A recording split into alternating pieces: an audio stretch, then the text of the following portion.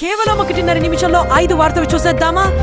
ఛత్తీస్గఢ్ లోని అటవీ ప్రాంతంలో భద్రతా బలగాలు మావోయిస్టుల మధ్య ఎదురుకాల్పులు జరిగాయి. గూఢచార సమాచారం మేరకు డిస్ట్రిక్ట్ రిజర్వ్ గార్డ్ బృందం చేపట్టిన సెట్ ఆపరేషన్ లో 3 మావోయిస్టులు మృతులు హైరాన్ కేడలుగా గుర్తించబడగా ఒక్కొక్కరిపై 5 లక్షల బహుమతి ఉన్నట్లు అధికారులు తెలిపారు.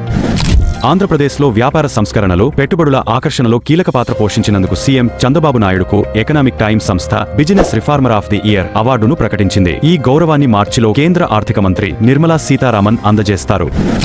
కేవలం ₹1కే ఇంటర్నెట్ ప్యాక్లు అందిస్తూ బెంగళూరుకు చెందిన డబ్బా నెట్వర్క్ దేశవ్యాప్తంగా సంచలనం సృష్టిస్తోంది. పీఎం వాణి పథకం కింద ఇప్పటికే 73,000కు పైగా పబ్లిక్ వైఫై హాట్స్పాట్లు ఏర్పాటు చేసి 2.4 లక్షల మందికి పైగా యూజర్లకు తక్కువ ఖర్చుతో ఇంటర్నెట్ అందిస్తోంది. తక్కువ ధరలో ఇంటర్నెట్ అందించి డిజిటల్ కనెక్టివిటీని గ్రామాలు, చిన్న పట్టణాలకు చేరవేయడమే లక్ష్యంగా డబ్బా నెట్వర్క్ అని తెలిపింది.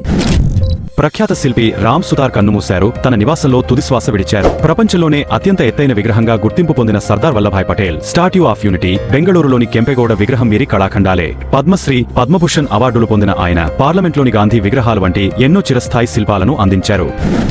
ఢిల్లీలోని కాలిండికుంజ్ వద్ద యమునా నది మరోసారి విషపూరిత తెల్లటి నురుగుతో కప్పబడింది. పరిశ్రమల మురుగు, మునిసిపల్ మలజలం, డిటర్జెంట్లు, రసాయనాలు నదిలోకి చేరడంతో ఈ పరిస్థితి ఏర్పడింది.